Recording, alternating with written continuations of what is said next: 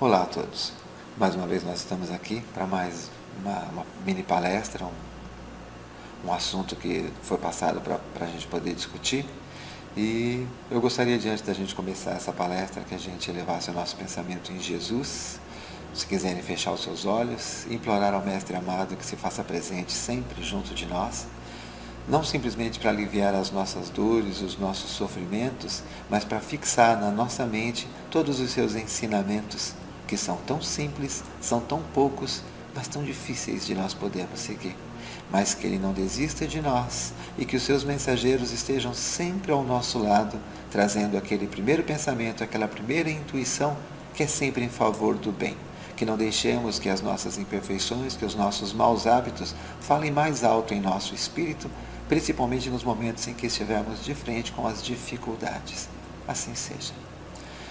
O tema que me foi pedido para falar hoje é sobre o livro Fonte Viva. O item é o número 169, Busquemos a Eternidade. Ele sempre começa, os livros de Emmanuel, com uma citação bíblica. Ainda que o homem exterior se corrompa, o interior, contudo, se renova dia a dia. É Paulo, Coríntios 4,16. Aqui nós já vemos novamente o assunto espírito, matéria abordado. Ainda que o homem exterior, o corpo físico, a matéria, se corrompa, o interior, o espírito, a inteligência, os sentimentos, contudo, se renova a cada dia. No início do texto ele diz: não te deixes abater antes das alterações do equipamento físico. Busquemos a eternidade. Moléstias não atingem a alma quando não se filiam aos remorsos da consciência. Então, todos nós passamos pelas dificuldades. Nós temos uma passagem de Chico, que é muito divulgada em vídeos, em textos, por palestrantes, onde ele, angustiado, pede a Emmanuel que busque, junto de Nossa Senhora, uma mensagem, um consolo, alguma coisa, porque ele estava muito triste, estava sendo muito atacado na época. E aí ele recebe essa mensagem em 2 palavras: tudo passa. E aí, com certeza, para nós, é uma palavra extremamente válida. Tudo passa. Mas só que nós direcionamos o tudo passa simplesmente para a dificuldade, para a dor, para o sofrimento, para as angústias. Então, se em todos os momentos em que nós estivermos de alguma forma abalados sentimentalmente, emocionalmente, fisicamente, nós lembramos dessa passagem, ela nos traz consolo. Mas essa passagem, esse texto, essa pequena mensagem, ela vale, como ela mesma diz, tudo passa. Isso significa que os momentos de alegria, que os momentos de fartura, que os momentos de excesso, que os momentos de estabilidade também vão passar. E por que eles vão passar? Porque se não passarem, nós estacionamos. Se nós tivermos sempre tudo muito bem feito, se nós tivermos tudo sempre muito bem equilibrado, dificilmente nós vamos buscar um caminho, nós vamos buscar alguma coisa para que nós possamos nos desenvolver, para que nós possamos crescer. Então, é necessário também que os momentos ruins passem para que nós possamos buscar novidades, para que nós possamos buscar novos caminhos. Aí, ele continua: a velhice não alcança o espírito quando procuramos viver segundo a luz da imortalidade. Juventude não é um estado da carne. E nós, principalmente não, mas até nós que somos espíritas, que acreditamos na existência de outra vida, que acreditamos que esse corpo vai deixar de existir, mas que o espírito continuará, nós também temos essa mesma mentalidade ainda, porque eu vejo tantas e tantas pessoas, e até eu mesmo muitas vezes me pego nesse sentimento de que se você já atingiu uma determinada idade, não é mais para mim, isso é para os jovens, e nada com certeza é somente para os jovens. Se somos espíritos imortais, todo o tempo e todo o aprendizado sempre será útil para nós. O corpo, com certeza, haverá decrepitude. O corpo, com certeza, vai sofrer os abalos do desgaste do tempo, mas isso é necessário também para que nós possamos desenvolver outras habilidades, para que nós possamos repensar alguns valores. Nós vemos uma época em que as pessoas estão exigindo demais os seus direitos, e é justo, correto. Mas existe o dizer que fala sobre isso. Ele diz o seguinte: exija os seus direitos, mas cumpra o seu dever. Nós guardamos muito bem e vem em primeiro lugar o exige os seus direitos. Mas a segunda parte, será que estamos cumprindo o nosso dever? A única forma que nós temos de chegar bem do outro lado não é se nós estivermos exigindo todos os nossos direitos, mas se nós estivermos cumprindo o nosso dever. Jesus, em momento algum, deixou de cumprir o seu dever, até para com as coisas da matéria. Tanto que quando ele foi questionado sobre o pagamento dos impostos, ele disse: a César o que é de César. Então, nós precisamos nos esforçar para cumprir o nosso dever. E cumprir o nosso dever é amar ao próximo. Cumprir o nosso dever é fazer todo o bem que nós pudermos fazer. É, se ele estiver com fome, a gente der um pedaço de pão. Se estiver com frio, a gente poder agasalhá-lo. Se estiver doente, a gente poder visitá-lo. Então, é somente através das nossas atitudes que nós vamos conseguir provar isso. E nunca é tarde para nós aprendermos. Por isso que no Evangelho ele diz que, quando fala sobre a eutanásia, né, abreviar o sofrimento de alguém, que na verdade isso não é um ato de misericórdia. Ao contrário, nós estamos impedindo que um espírito tenha uma oportunidade de, em um segundo, fazer uma reflexão. Nós estamos impedindo que nós mesmos, né? Porque com certeza nos momentos de dor estaremos implorando a Deus que alivie aquela dor, que nos leve e assim por diante, né? Mas aquele um segundo, aquele minuto a mais vai trazer para a gente algum tipo de reflexão. Vai nos fazer rever valores, vai nos fazer rever mágoas que nós guardamos, perdão que nós não pedimos para as pessoas. Então, todo segundo é importante. Então, todo o tempo é aprendizado. Sempre é possível que nós possamos fazer algumas coisas. E eu já disse isso uma vez, é uma cópia de um texto que uma amiga colocou numa palestra, mas é uma frase muito interessante para a gente poder observar o quanto nós estamos buscando, né? Ela diz o seguinte: qual foi a última vez que você fez uma coisa pela primeira vez? Aí você vai saber exatamente se você está com pensamento envelhecido ou não.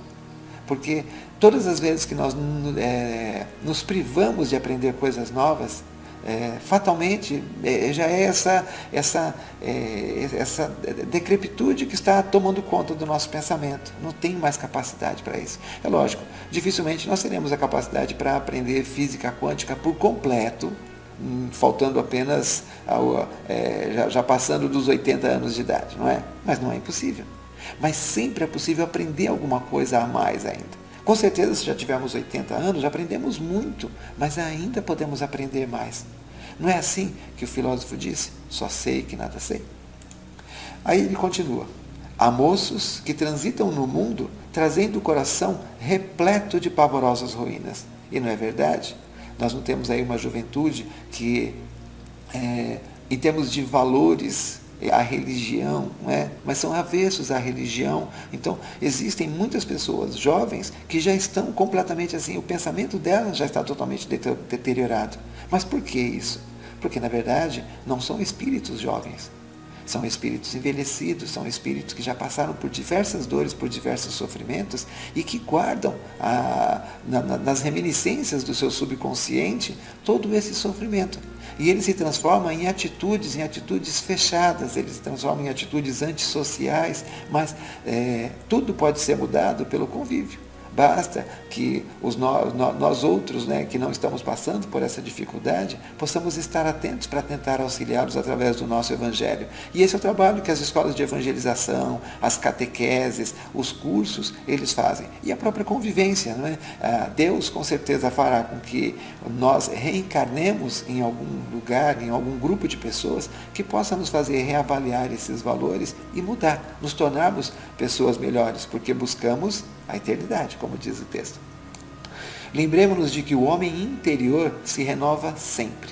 A luta enriquece-o de experiência, a dor aprimora-lhe as emoções e o sacrifício tempera-lhe o caráter. Nós temos os exemplos na nossa vida de muitas pessoas que constroem patrimônios, elas estamos falando de bens materiais, não é? E aí depois, quando chega na segunda geração, os filhos, os netos, esse patrimônio vai se deteriorando. As pessoas constroem o patrimônio e elas com certeza precisam de muita gente que as ajude a construir esse patrimônio. E elas dão um valor assim muito grande para essas pessoas, e às vezes são pessoas que ocupam cargos muito simples. Quando chega na segunda, na terceira geração, as pessoas olham e falam: nossa, mas meu pai ou minha mãe pagava um salário absurdo, essa pessoa tem um cargo tão simples, e começam a dispensar. Por quê? Porque eles não têm o tempo da construção. Eles não têm dentro do pensamento deles o trabalho, o esforço que foi necessário, o sofrimento que foi necessário, a privação que foi necessária para construir tudo aquilo.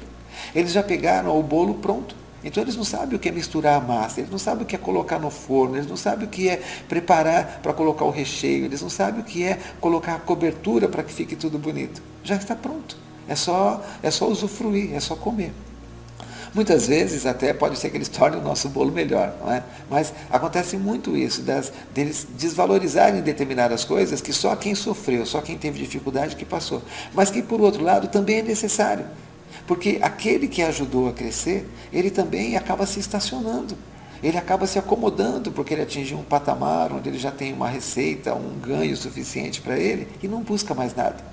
Então, essa sacudidela que ele leva, porque os novos não dão valor para eles, acaba fazendo com que ele também vá buscar outras coisas. E buscando outras coisas, ele acaba crescendo, ele acaba aprendendo cada vez mais. Então, o mundo faz isso conosco, né, para que nós possamos aprender mais. O encarnado sofre constantes transformações por fora, a fim de acrisolar-se e engrandecer-se por dentro. Não é exatamente aquilo que eu acabei de falar? Então, assim, tudo aquilo que nos acontece por fora, que nos acontece no corpo, que nos acontece nas dificuldades do dia a dia, que nos acontece no relacionamento com as pessoas, ele vai fazer com que a gente desenvolva conhecimentos e habilidades internas. Muitas vezes esses conhecimentos e essas habilidades, eles não são qualidades. Eles acabam se tornando defesas que nós criamos. E essas defesas nos fazem ser, num termo popular, ignorantes em determinadas situações. E o correto é que nós aprendamos a desenvolver as habilidades que nos façam entender o nosso semelhante. As habilidades que nos ajudem a ver que aquele irmão não entendeu a mensagem de Jesus. E que nós precisamos exercitar a mensagem de Jesus para que nós possamos aprender, para que nós possamos realmente aproveitar aquela oportunidade como crescimento, como desenvolvimento. Jesus disse que tudo aquilo que nós sofrêssemos em seu nome, não é, seria bom para nós. Então, hoje, não precisaremos mais passar pelas arenas, não precisaremos mais passar pelo apedrejamento. Mas o que é sofrer em nome de Jesus? Será que somente as pessoas que estão ligadas às religiões é que sofrem em nome de Jesus? Com certeza não. Às vezes em que nós, junto ao nosso semelhante, nós necessitamos exercitar a nossa paciência, a nossa tolerância, esse momento é o momento em que nós estamos com Jesus. Porque Jesus disse que Ele queria que nós nos amássemos como Ele nos amou. Então, todas as vezes em que você faz um esforço para amar o seu semelhante, é nesse momento em que você está com Jesus. É nesse momento que você está sofrendo em nome dele. Porque ele te diz que é para você, se alguém te pedir para andar 1000 passos, que você ande 2000. Se alguém te pedir a capa, que você também dê a túnica. Não é? E se alguém te bater em uma face, que você ofereça a outra. Esses dias eu estava lendo na Revista Cristã de Espiritismo uma passagem, né, que ele fala do jovem que veio para Jesus e disse que ele seguia todos os preceitos da religião e o que ele precisava mais fazer. E Jesus disse: doe tudo que você tem e me siga. Aí eu falei, será que eu faria isso? Será que eu estou preparado para realmente me desapegar de tudo que eu tenho para seguir Jesus? A gente fica sempre avaliando, né? Não, mas eu preciso pagar a escola dos meus filhos, eu preciso pagar as prestações, eu preciso isso, eu preciso aquilo. E na verdade temos muito mais, né? Mas será que estamos realmente preparados para nos despojar? É lógico que Cristo não quis dizer que você tem que doar tudo isso. Mas será que eu estou preparado para me despojar de todos os valores que eu tenho até hoje? Será que eu estou disposto realmente a receber todas as ofensas sem guardar mágoa? Será que eu estou disposto a exercer a minha atividade profissional com um pensamento cristão também, em relação àqueles que me devem, em relação àqueles que eu preciso cobrar o seu trabalho, aqueles que têm um contrato comigo para prestar serviço? Então, esse é o nos despojar, não é uma coisa exagerada de simplesmente pegar tudo que você tem no banco e dar embora. Agora, lógico, se você já sabe que aquilo que você tem é muito, né? A quem muito foi dado, muito será pedido também. Recorda que o estágio na Terra é simples jornada espiritual, íntima sem martírio, que nós devemos ser espíritos que estamos numa jornada, somos espíritos imortais numa jornada mortal. Então, significa que isso tudo vai passar. Então, recorda que o estágio na Terra é simples jornada espiritual. Não estamos aqui para nos preocupar em vender o dobro, o triplo daquilo que nós produzimos, ou de achar um produto melhor do que aquele que nós temos, um produto mais acessível. Não. O nosso objetivo aqui é uma jornada espiritual. Então, as habilidades morais é que serão importantes. As outras habilidades, elas são necessárias. Os produtos que nós criarmos, com certeza serão úteis para as pessoas e farão o seu bem. Mas é importante que nós estejamos criando e desenvolvendo alguma coisa para o nosso crescimento espiritual, não só para o nosso crescimento físico. Se conseguirmos ter consciência constante, né, das duas coisas que estamos fazendo, se cada coisa que nós criarmos, se cada oportunidade que nós demos, nós observarmos que estamos fazendo um bem para aqueles que nos cercam, com certeza estaremos cumprindo a nossa jornada espiritual. Caso contrário, estaremos fazendo somente o enriquecimento dos tesouros da terra, que Jesus disse que a traça, a ferrugem e os ladrões podem um dia levar. Assim como o viajante usa sandálias, gastando-as pelo caminho, nossa alma apropria-se das formas, utilizando-as na marcha ascensional para a grande luz. Qual é a sandália que nós utilizamos? Assim como o viajante usa sandálias, gastando-as pelo caminho. Qual é a nossa sandália? O corpo físico. O nosso corpo físico, os vários corpos físicos que nós já tivemos e os futuros corpos que teremos, todos eles são as sandálias que nós utilizamos em cada uma das nossas jornadas. E essa sandália, ela vai se desgastar, para que nós possamos terminar a nossa jornada. E qual é o término da jornada? A perfeição. Aquilo para o qual nós fomos criados. Então, para que nós possamos atingir a perfeição, muitas sandálias serão desgastadas. Então, temos que cuidar das sandálias sim, porque elas serão necessárias no nosso caminhar, não podemos abandonar, e nós sabemos ao longo do tempo, né, ao longo da história, que a cada época nós estamos cuidando melhor do nosso corpo físico.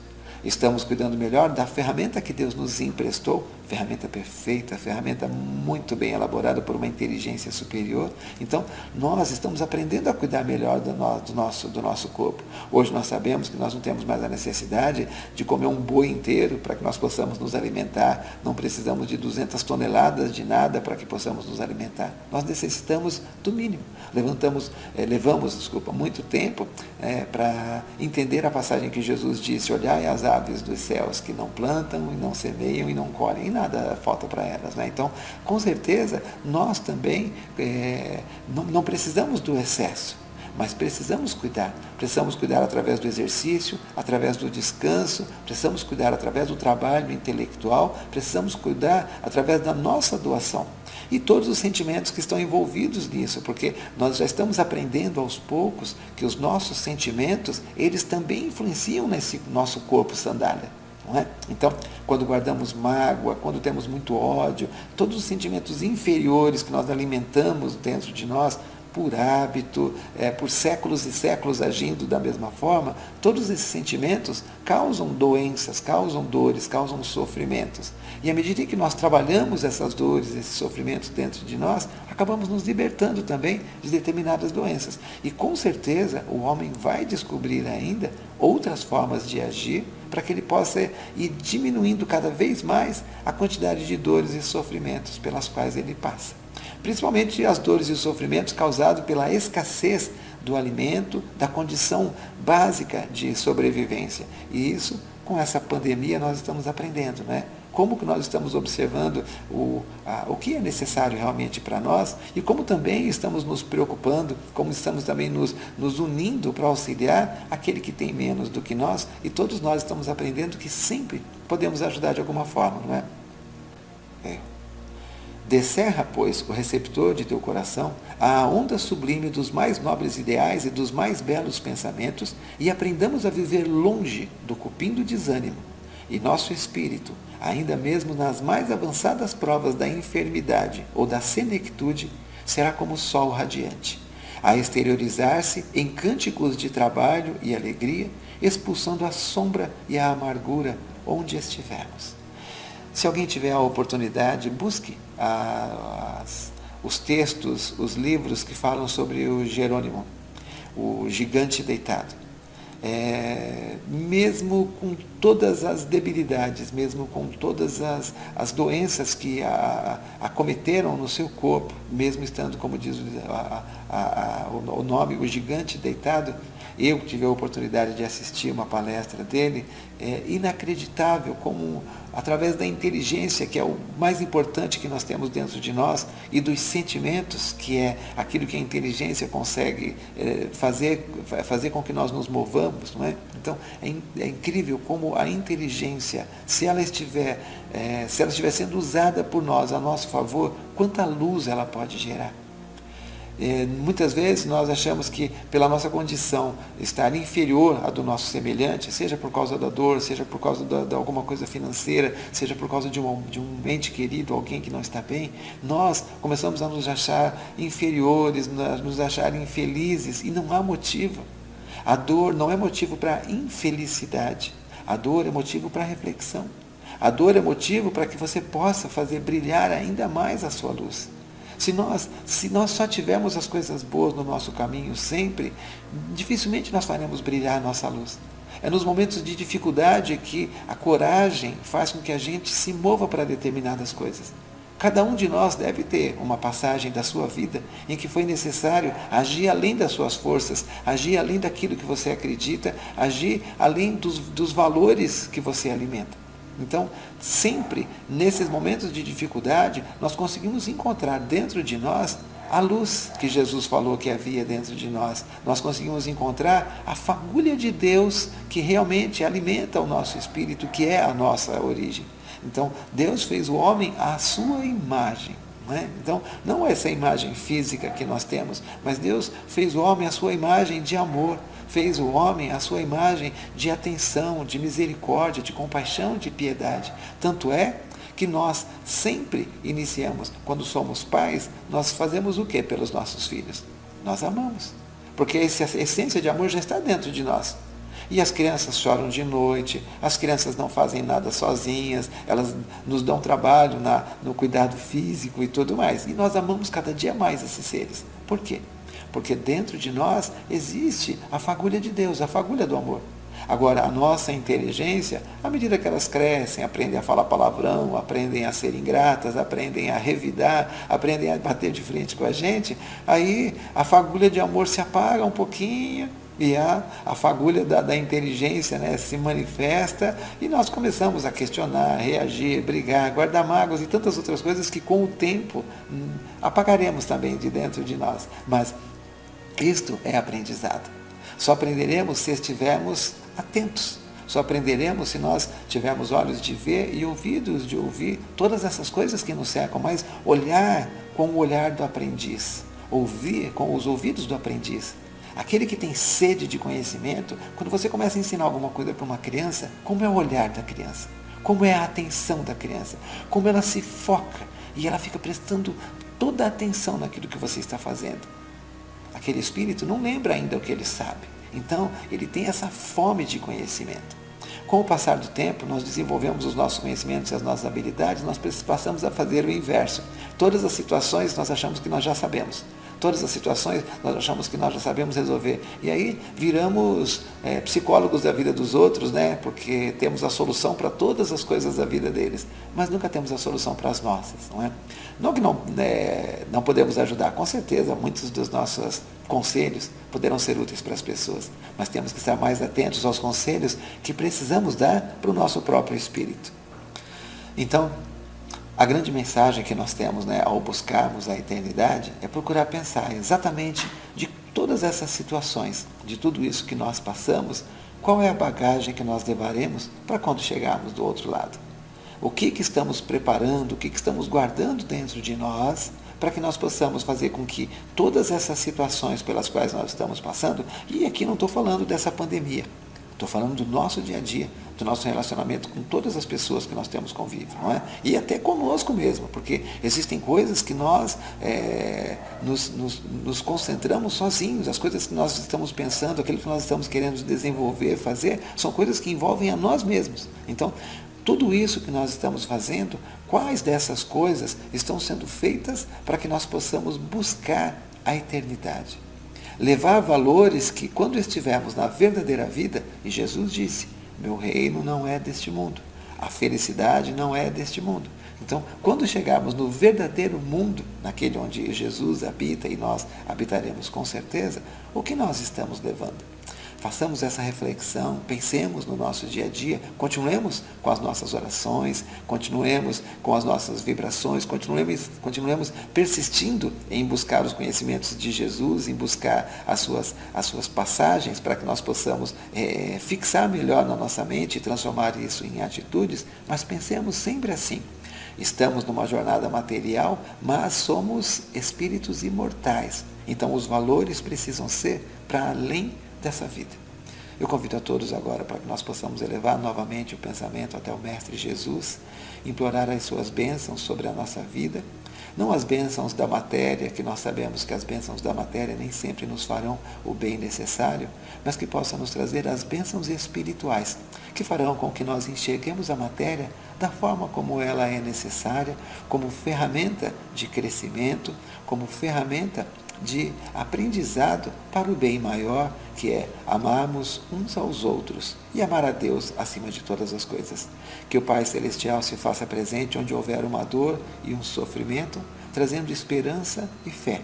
E também alimentando os bons samaritanos que estão espalhados por aí e guardados no coração de cada um de nós, e que esses bons samaritanos se esforcem para aliviar o sofrimento daquele que estiver o mais próximo possível. Que assim seja, que Deus abençoe a todos nós.